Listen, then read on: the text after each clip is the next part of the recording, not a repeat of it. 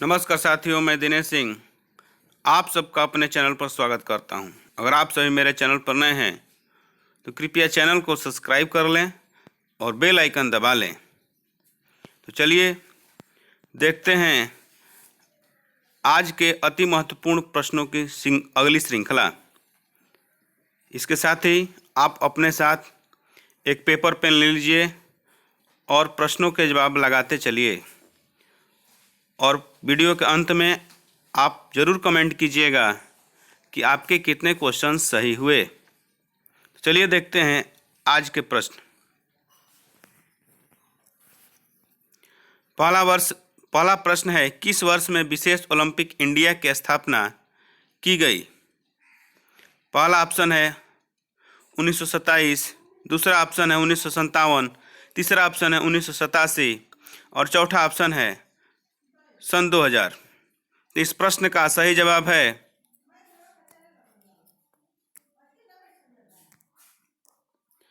1987। अगले प्रश्न की तरफ चलते हैं।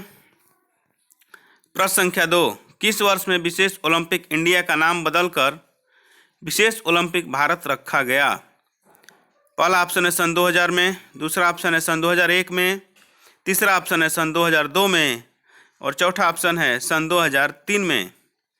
इस प्रश्न का सही जवाब है सन 2001 में। अगले प्रश्न की तरफ चलते हैं। प्रश्न संख्या 3, किस वर्ष पैरालंपिक शब्द आधिकारिक रूप से प्रयोग किया गया? सन 1960, सन 1976, सन 1988 और सन 1896। इस प्रश्न का सही जवाब है सन 1988। आपको पता होना चाहिए सन 1960 में पैरालंपिक ग्रीष्मकालीन ओलंपिक की शुरुआत हुई। वहीं 1976 में पैरालंपिक शीतकालीन ओलंपिक की शुरुआत हुई और 1896 में आधुनिक ओलंपिक की शुरुआत हुई। अगले प्रश्न की तरफ चलते हैं। वह कौन से विशेषज्ञ होते हैं जो विद्यालय में विशेष आवश्यकता वाले बच्चों के साथ कार्य करते हैं? पहला ऑप्शन है स्कूल काउंसलर, दूसरा है स्कूल प्रिंसिपल, तीसरा है क्लास टीचर और चौथा है फिजियोथेरेपिस्ट। इस प्रश्न का सही जवाब है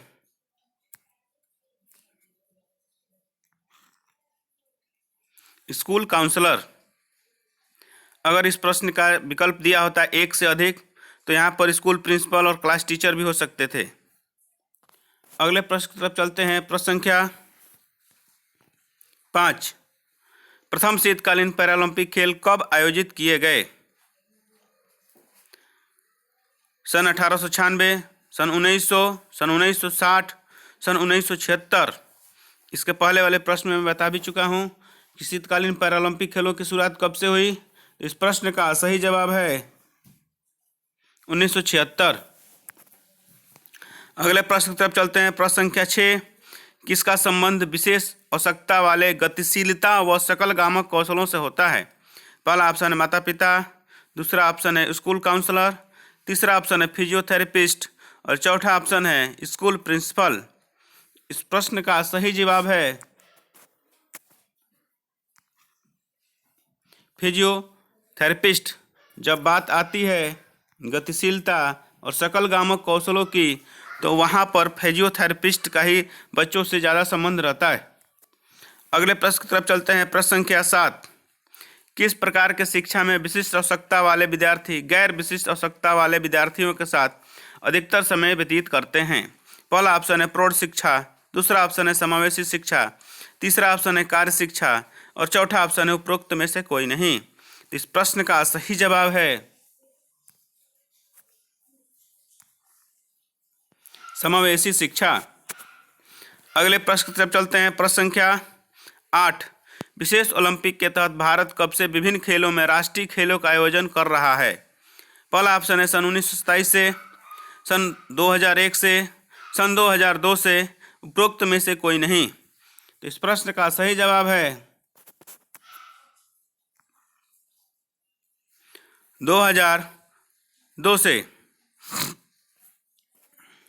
अगले प्रश्न की तरफ चलते हैं। प्रश्न संख्या 9, इनमें से कौन सा एक असमर्थता की श्रेणियों में शामिल किया जाता है? पहला है शारीरिक असमर्थता, दूसरा है दृष्टि से संबंधित असमर्थता, तीसरा है बौद्धिक असमर्थता और चौथा है उपरोक्त सभी। तो इस प्रश्न का सही जवाब है उपरोक्त सभी। अगले प्रश्न की तरफ चलते हैं। प्रश्न संख्या 10, निम्नलिखित में से कौन सा संगठन रूपांतरित या अनुकूलित खेलों को बढ़ावा देने में सहायता करता है? पहला है विशेष ओलंपिक भारत, दूसरा है बधिर ओलंपिक, तीसरा है पैरालंपिक और चौथा है उपरोक्त सभी। तो इस प्रश्न का सही जवाब है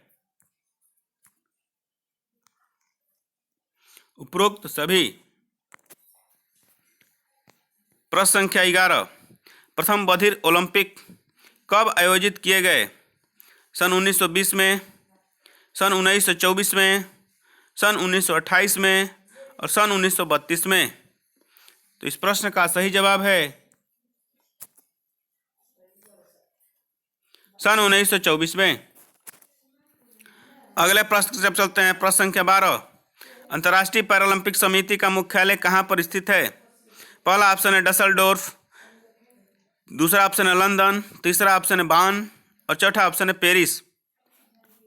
तो इस प्रश्न का सही जवाब है बान। अगले प्रश्न की तरफ चलते हैं। प्रश्न संख्या 13, निम्नलिखित में से रूपांतरित शारीरिक शिक्षा का कौन सा उद्देश्य है? गामक कौशलों को विकसित करना, दूसरा ऑप्शन है शारीरिक पुष्टि को बढ़ावा देना, तीसरा ऑप्शन है सामाजिक समायोजनों में सुधार करना और चौथा ऑप्शन है उपरोक्त सभी। तो इस प्रश्न का सही जवाब है उपरोक्त सभी। अगला प्रश्न है, महर्षि पतंजलि का योग सूत्र लगभग कितने समय पहले लिखा गया था? पहला ऑप्शन है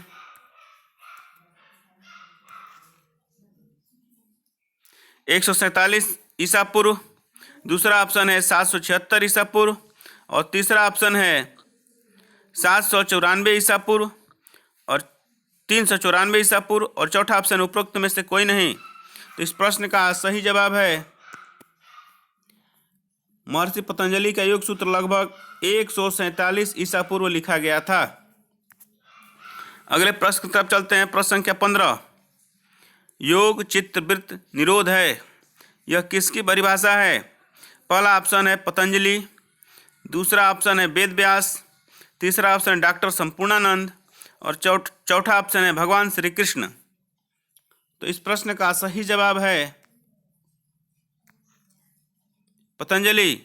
जब योग चित्त वृत्त निरोध की बात आती है और आप जानते हैं योग अष्टांग योग की शुरुआत पतंजलि ने की थी, तो यहाँ पर योग और पतंजलि दोनों मिलते जुलते हैं। योग चित्त वृत्त निरोध का जो भी कथन आएगा वो पतंजलि द्वारा ही कहा गया है। अगले प्रश्न की तरफ चलते हैं। प्रश्न संख्या 16, योग समाधि है, यह किसकी परिभाषा है? पहला ऑप्शन है पतंजलि, दूसरा ऑप्शन है वेद व्यास और तीसरा ऑप्शन है डॉक्टर संपूर्णानंद और चौथा ऑप्शन है भगवान श्री कृष्ण। तो इस प्रश्न का सही जवाब है वेद व्यास।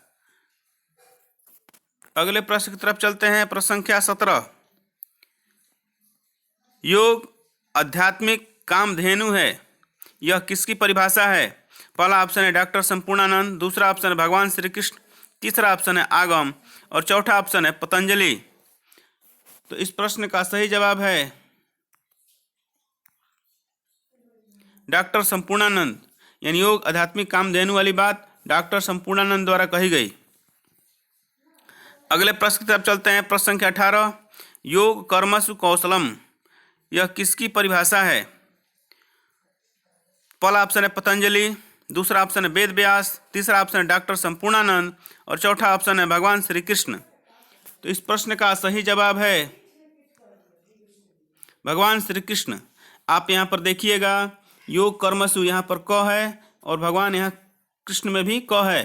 तो इस तरह से योग कर्मसु कौशलम जो परिभाषा है वह भगवान श्री कृष्ण के द्वारा दी गई, वो भी भागवत गीता में। अगले प्रश्न की तरफ चलते हैं। प्रश्न संख्या 19, शिव और शक्ति के बारे में ज्ञान ही योग है, यह परिभाषा किसकी है? पहला ऑप्शन है डॉक्टर संपूर्णानंद, दूसरा ऑप्शन है आगम, तीसरा ऑप्शन है भारती कृष्ण तीर्थ और चौथा ऑप्शन है उपरोक्त में से कोई नहीं। तो इस प्रश्न का सही जवाब है आगम, यानी शिव और शक्ति की बात वाली परिभाषा जो है आगम द्वारा कही गई है। अगले प्रश्न की तरफ चलते हैं। प्रश्न संख्या 20, महर्षि पतंजलि के योग सूत्र में कुल कितने तत्वों का वर्णन किया गया है? पहला ऑप्शन है 4, दूसरा ऑप्शन है 6, तीसरा ऑप्शन है 8 और चौथा ऑप्शन है 10। तो इस प्रश्न का सही जवाब है 8। और आप जानते भी हैं महर्षि पतंजलि ने अष्टांग योग की स्थापना की थी। अगले प्रश्न की तरफ चलते हैं। प्रश्न संख्या 21, महर्षि पतंजलि के योग सूत्र में ध्यान कौन सा तत्व है? पहला ऑप्शन है चौथा, दूसरा ऑप्शन है छठवां, तीसरा ऑप्शन है सातवां और चौथा ऑप्शन है आठवां। तो इस प्रश्न का सही जवाब है विकल्प संख्या 3, 7। यहाँ पर हम आपको संपूर्ण जानकारी दे दें। महर्षि पतंजलि के योग सूत्र में 8 तत्व हैं। पहला है यम, नियम,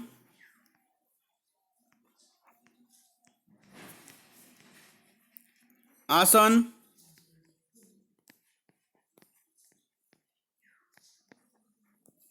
प्राणायाम,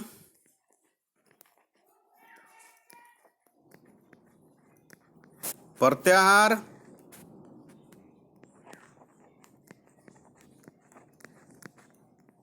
धारणा, ध्यान, समाधि। तो आप यहाँ पर देख रहे हैं कि महर्षि पतंजलि योग सूत्र में ध्यान कौन सा है। तो ध्यान का जो नंबर है वह 1, 2, 3, 4, 5, 6, 7 नंबर पर आ रहा है। तो इस तरह से पतंजलि के योग सूत्र का जो ध्यान तत्व है वह 7वें नंबर का है। अगले प्रश्न की तरफ चलते हैं। प्रश्न संख्या 22, अष्टांग योग के प्रथम तत्व यम के कितने भाग हैं? पहला ऑप्शन है 3, दूसरा ऑप्शन है 4, तीसरा ऑप्शन है 5 और चौथा ऑप्शन है 6। तो इस प्रश्न का सही जवाब है 5, यानी कि यम के 5 भाग हैं। अगले प्रश्न की तरफ, अष्टांग योग के प्रथम तत्व यम का भाग नहीं है। तो पहला ऑप्शन है अहिंसा, दूसरा ऑप्शन है सत्य, तीसरा ऑप्शन है ब्रह्मचर्य और चौथा ऑप्शन है शौच। इस प्रश्न का सही जवाब है शौच, क्योंकि अष्टांग योग के प्रथम तत्व यम का शौच भाग यहाँ पर नहीं है। यहाँ पर 3 तो दिए गए हैं, अहिंसा, सत्य, ब्रह्मचर्य। तो इसमें होता है अहिंसा, सत्य, असत्य, ब्रह्मचर्य और परिग्रह। अगले प्रश्न की तरफ चलते हैं। प्रश्न संख्या 24, अष्टांग योग के तत्व नियम का भाग नहीं है। पहला ऑप्शन है शौच संतोष, दूसरा ऑप्शन है तप और स्वाध्याय, तीसरा ऑप्शन है ईश्वर प्रणिधान और चौथा ऑप्शन है समाधि। तो इस प्रश्न का सही जवाब है समाधि, क्योंकि समाधि खुद एक अष्टांग योग का तत्व है, वह नियम का भाग नहीं है। और नियम में भी 5 भाग होते हैं। पहला है शौच, दूसरा है संतोष, तीसरा है तप, चौथा है स्वाध्याय और चौथा है ईश्वर प्रणिधान। अगले प्रश्न की तरफ चलते हैं। प्रश्न संख्या 25, प्राणायाम में कुंभक का क्या अर्थ है? पहला ऑप्शन है श्वास को अंदर लेना, दूसरा ऑप्शन श्वास को रोक कर रखना, तीसरा ऑप्शन है श्वास को बाहर छोड़ना और चौथा ऑप्शन है उपरोक्त सभी। तो इस प्रश्न का सही जवाब है श्वास को रोक कर रखना, यानी यहाँ पर कुंभक का अर्थ होता है घड़ा, और घड़ा में कोई चीज भर के रखी जाती है। वही श्वास को अंदर लेने की क्रिया को पूरक बोलते हैं, अंदर रोकने को कुंभक कहा जाता है और श्वास को छोड़ने को रेचन क्रिया बोली जाती है। अगले प्रश्न की तरफ चलते हैं। प्रश्न संख्या 26। मकरासन किस प्रकार का आसन है? पहला है ध्यानात्मक आसन, दूसरा है विश्रांतिकर आसन, चौथा है संवर्धनात्मक आसन और चौथा है सुधारात्मक आसन। तो इस प्रश्न का सही जवाब है विश्रांतिकर आसन। यानी मकरासन जो है वह शरीर को आराम देने वाला यानी विश्राम देने वाला आसन है। अगले प्रश्न की तरफ चलते हैं। प्रश्न संख्या 27। संवर्धनात्मक आसन का एक उदाहरण है। पहला ऑप्शन पद्मासन, दूसरा शवासन, तीसरा है चक्रासन और चौथा है सिद्धासन। इस प्रश्न का सही जवाब है चक्रासन। यानी संवर्धनात्मक आसन में चक्रासन है, बाकी के यह 3 आसन जो है पद्मासन, शवासन, सिद्धासन, यह ध्यान और विश्राम वाले आसन हैं। अगले प्रश्न की तरफ चलते हैं। प्रश्न संख्या 28। भगवान से व्यक्ति की एकता ही योग है, यह कथन किसका है? पहला ऑप्शन है पतंजलि, दूसरा ऑप्शन स्वामी विवेकानंद, तीसरा है भारती कृष्ण तीर्थ और चौथा ऑप्शन है उपरोक्त में से कोई नहीं। इस प्रश्न का सही जवाब है भारती कृष्ण तीर्थ। अगले प्रश्न की तरफ चलते हैं। यह बताना बड़ा कठिन है कि वह क्या चीज़ है जो खुशी लाती है, क्योंकि गरीबी व धन दोनों असफल हो चुके हैं। यह किसने कहा था? पहला ऑप्शन है महर्षि पतंजलि, दूसरा ऑप्शन है कीन हबार्ड और तीसरा ऑप्शन है पियर डी कुबर्टिन और चौथा ऑप्शन है उपरोक्त में से कोई नहीं। तो इस प्रश्न का सही जवाब है कीन हबार्ड। अगले प्रश्न की तरफ चलते हैं। प्रश्न संख्या 30। किसके माध्यम से श्वसन प्रक्रिया का नियंत्रण होता है? पहला ऑप्शन है ध्यान, दूसरा ऑप्शन है समाधि, तीसरा ऑप्शन है प्राणायाम और चौथा ऑप्शन है प्रत्याहार। तो इस प्रश्न का सही जवाब है प्राणायाम। यानी प्राणायाम के द्वारा श्वसन क्रिया पर नियंत्रण किया जा सकता है। अगले प्रश्न की तरफ चलते हैं। प्रश्न संख्या 31। किसके अभ्यास में शरीर सोता है लेकिन मस्तिष्क जागृत रहता है? पहला ऑप्शन यम, दूसरा ऑप्शन है नियम, तीसरा ऑप्शन है धारणा और चौथा ऑप्शन है ध्यान। इस प्रश्न का सही जवाब है ध्यान। प्रश्न संख्या 32। ध्यान से पूर्व की अवस्था होती है? पहला ऑप्शन यम, दूसरा ऑप्शन नियम, तीसरा ऑप्शन है धारणा और चौथा ऑप्शन है समाधि। तो ध्यान से पूर्ण की जो अवस्था होती है हम पहले बता चुके हैं, वह यम नियम आसन, प्राणायाम, प्रत्याहार, धारणा, ध्यान, समाधि। तो ध्यान से पहले क्या आता है? धारणा। इस प्रश्न का तीसरा विकल्प सही है। अगले प्रश्न की तरफ चलते हैं। प्रश्न संख्या 33। निम्नलिखित में से कौन सा एक यम का उदाहरण नहीं है? पहला ऑप्शन है सत्य, दूसरा ऑप्शन असत्य, तीसरा ऑप्शन है संतोष और चौथा ऑप्शन है अपरिग्रह। तो इस प्रश्न का सही जवाब है, इस प्रश्न को भी हम लोग इसी वीडियो में देख चुके हैं, संतोष। अगले प्रश्न की तरफ चलते हैं। प्रश्न संख्या 34। निम्नलिखित में से कौन सा अष्टांग योग का अंग नहीं है? पहला ऑप्शन यम, दूसरा ऑप्शन नियम, तीसरा ऑप्शन है प्रत्याहार और चौथा ऑप्शन है परमात्मा। तो इस प्रश्न का सही जवाब है परमात्मा। परमात्मा अष्टांग योग का अंग नहीं है। अगले प्रश्न की तरफ चलते हैं। प्रश्न संख्या 35। निम्नलिखित में से कौन सा संवर्धनात्मक आसन का उदाहरण नहीं है? पहला ऑप्शन है भुजंगासन, दूसरा है पद्मासन, तीसरा है चक्रासन और चौथा है हलासन। तो इस प्रश्न का सही जवाब है पद्मासन। यहाँ पद्मासन ध्यानासन है और बाकी के सभी संवर्धनात्मक आसन हैं। अगले प्रश्न की तरफ चलते हैं। प्रश्न संख्या 36। निम्नलिखित में से कौन सा योग निद्रा के लाभों का उदाहरण है? पहला ऑप्शन है रचनात्मकता को जगाता है, दूसरा मन को शिथिल करता है, तीसरा तनाव को कम करता है और चौथा है उपरोक्त सभी। इस प्रश्न का सही जवाब है उपरोक्त सभी। अगले प्रश्न की तरफ चलते हैं। प्रश्न संख्या 37। निम्नलिखित आसनों में से कौन सा आसन एकाग्रता बढ़ाने में सहायता नहीं करता?